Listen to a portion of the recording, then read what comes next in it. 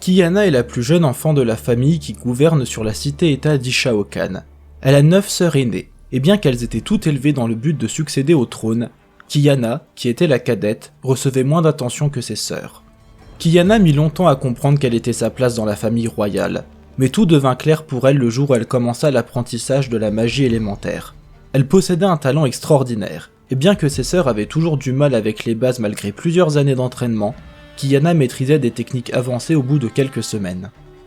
Kiyana surpassa rapidement ses sœurs dans les arts élémentaires, et plus elle progressait, plus elle enrageait. Pourquoi ses parents prenaient-ils tant de peine à préparer ses sœurs pour le trône alors qu'elles valaient moins que Kiyana?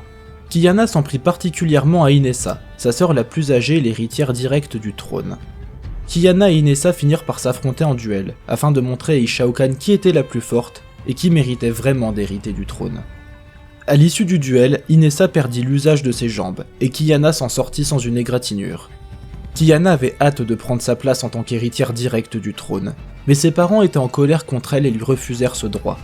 Bien que folle de rage, Kiyana découvrit que le duel avec sa sœur avait rendu célèbres ses prouesses élémentaires dans tout Ishaokan. Rapidement, le respect devint une drogue pour Kiyana, et elle en voulait toujours plus.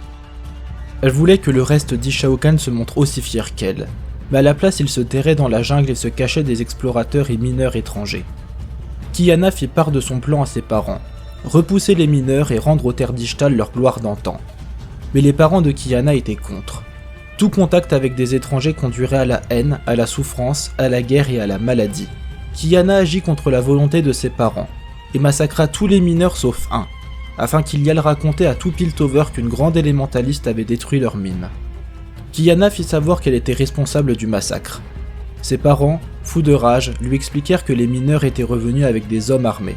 Kiyana était un danger pour la sécurité d'Ishaokan, et à cause d'elle plus d'étrangers risquaient d'être attirés vers leurs frontières. Elle fut emprisonnée pour son crime, mais plusieurs élémentalistes de la cour vinrent à sa rescousse. Les talents magiques dont elle avait fait preuve dans la jungle étaient sans précédent, et elle pouvait aider à défendre la ville.